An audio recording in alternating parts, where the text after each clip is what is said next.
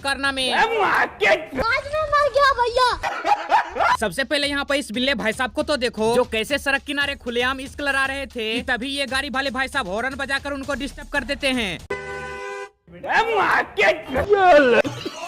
अब यहाँ पर ये बिल्ली मौसी कितना खतरनाक ड्राइविंग कर रही है, लेकिन डोगेश भाई साहब का हालत तो देखो। अब यहाँ पर ये डोगेश भाई साहब शांति से सो रहे थे कि तभी ये तोता भाई साहब आते हैं और